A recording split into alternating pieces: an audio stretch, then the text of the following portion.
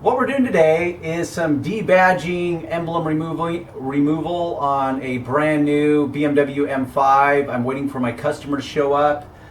Now, in case, well, most of you will not be familiar with the geography of this area.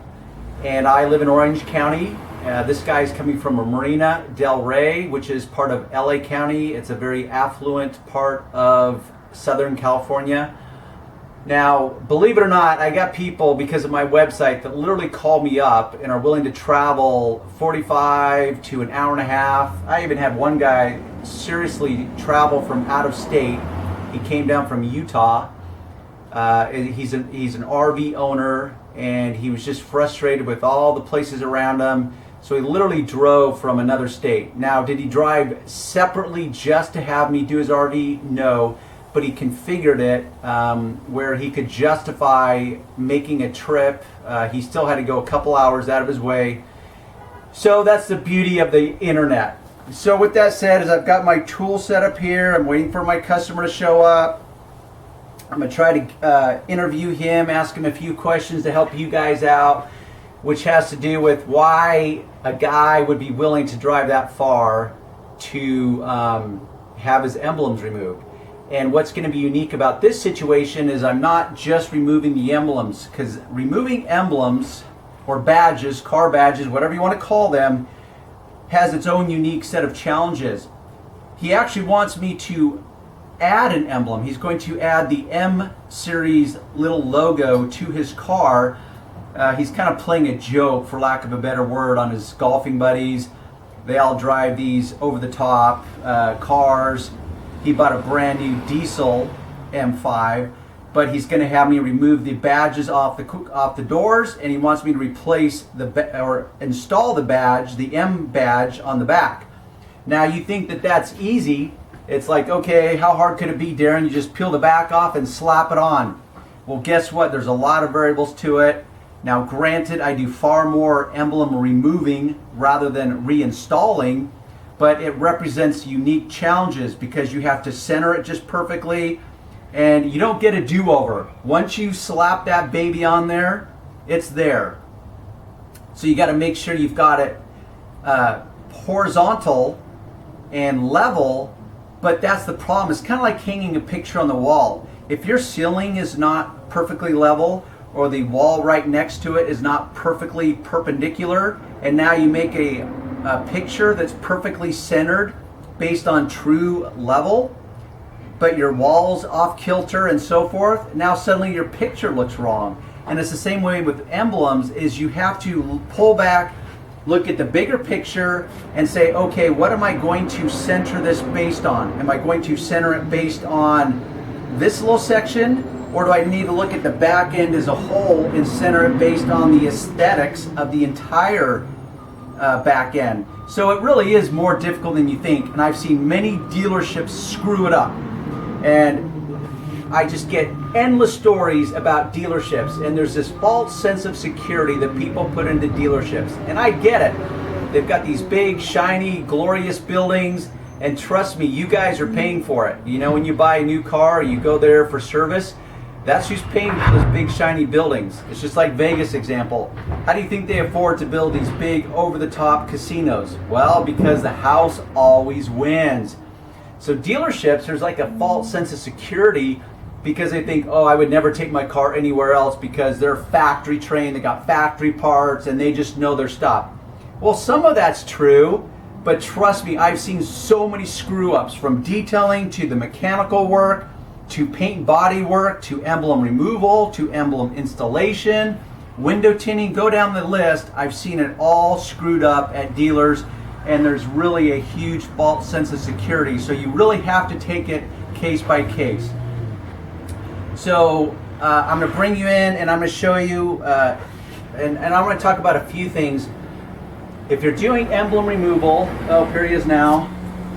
It's best to do it sooner versus later. So this is ideal because it's a brand new car, and it is the most perfect time to do it because the emblems have not sat there and baked, because you've got the double-sided tape that will just start to get hard and firm, and it makes it more and more difficult the further out you push it.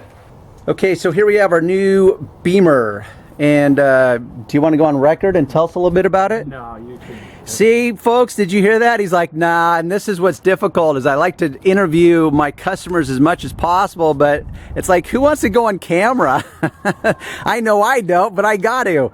So we've got an X5. Is this a brand new 15 model? Yes. Okay, and this looks sweet. I love the color. And what he wants done is you want all these removed, correct? Correct. And you'll notice this black splatter, that's from dressing on the tires that get slung up on the side panel. So I'm going to remove these. And you can see this has an upgrade to the BMW M5. You can see the wheels, the little logo on the wheels. Is there some interior enhancements for the M5, like the steering wheel, that kind of stuff? Yeah. So there's an upgrade that you can get, but it's not truly an M5. So I'm going to remove both sides of the doors, and then we're going to replace it with an M. Oh, thanks. Okay, so we've got different, like for example, the door seals, got this little M logo. So there's just enhancements that you can get. It's an upgrade, you pay a little extra, but you know, as I say, it's all about the details, right? So, and people often ask, why do you remove the emblems? Well, a couple reasons. A, some people like to go into stealth mode and disguise their vehicle as to what exact model it is. Some people just like to make their car look less busy, and removing the emblems makes it less busy with this extraneous bright work. It's also easier to wash, wax, clay, anything, because you have less emblems to work around.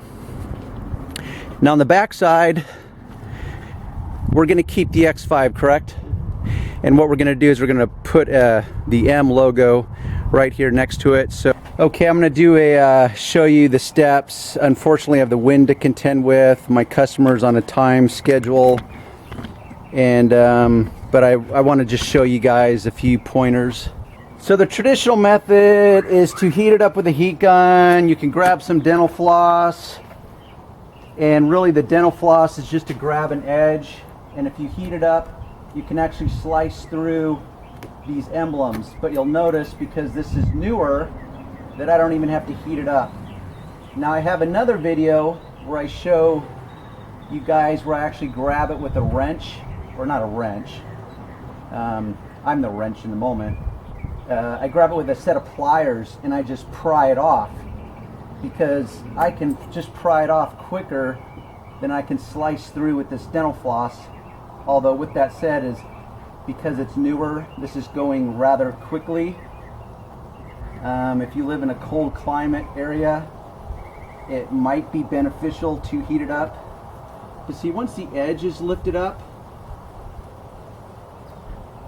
then I can grab it. So yes, because I'm an old guy, I gotta grab my glasses. Now the thing you have to be concerned about if you decide to pry it up is that you don't want, as you're prying up at this end, you don't want that end to dig into the paint. And so that's why, if you don't have a steady hand, the dental floss system is effective.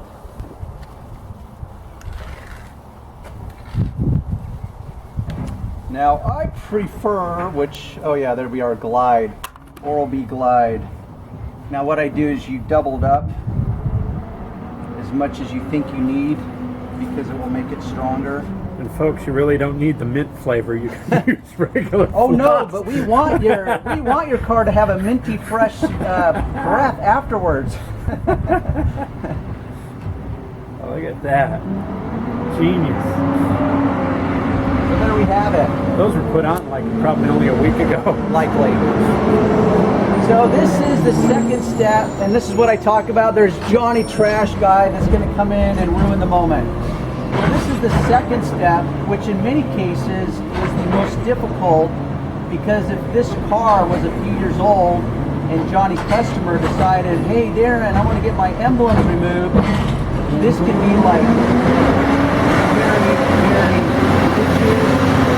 it's decayed, it's gotten hard and crusty, and that's where I whip out the eraser tool.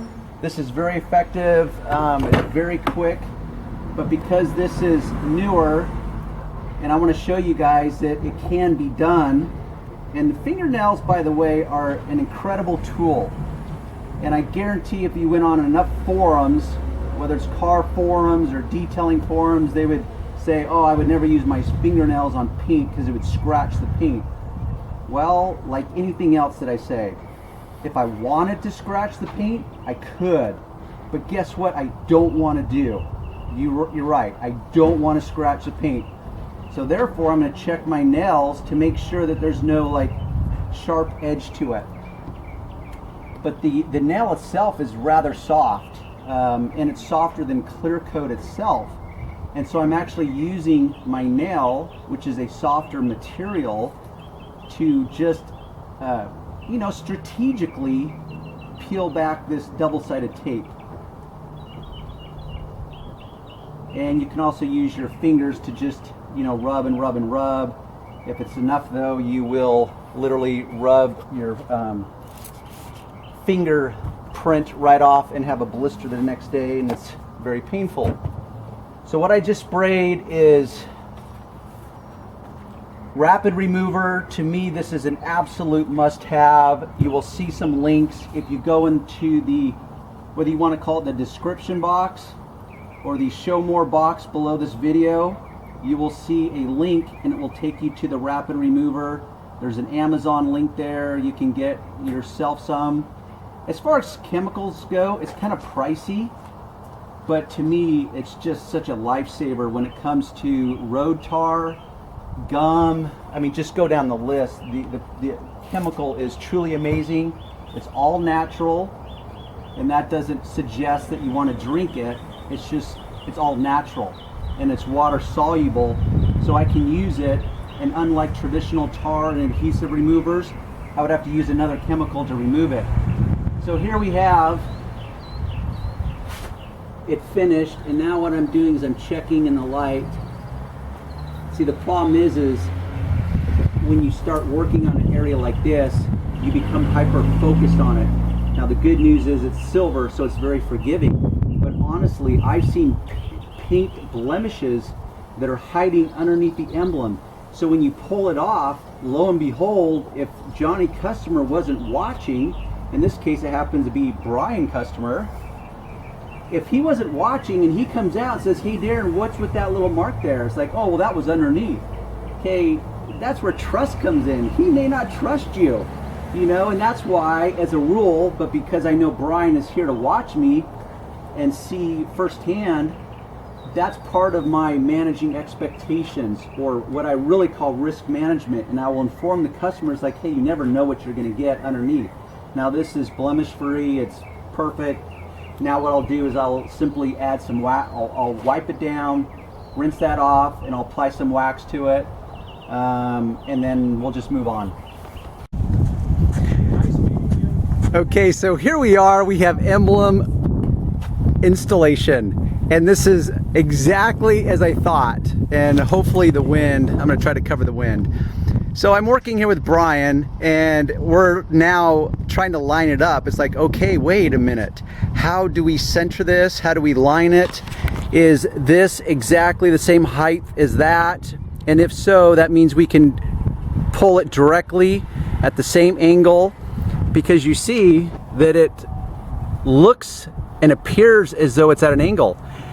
Who knows if it really is, because I know that this tail light is at an angle. So this is what gets complicated. Do you line it up against this, this, this? Do you have the same spacing between these emblems? So what appears as a very simplistic moment suddenly becomes very complex. And I've seen dealers completely screw this up. I had a customer that literally, I'll use this as an example, he would have come back and this M would have been on this other side. And then he realizes it later in looking at pictures and thinks, what's the heck? I mean, isn't the dealer supposed to know that? It's like, well, kind of, but not really. All right, let's go in for a quick look at the final version. We've got the emblems removed off the side, has cleaned it up substantially. We've got the new M logo in place. Ba-bam, all centered nice Nice and tight and clean. And of course, the same on the other side. So we've got a sweet looking silver X5 M version now, and we could debate that all day long, but it doesn't matter because it's still a cool car.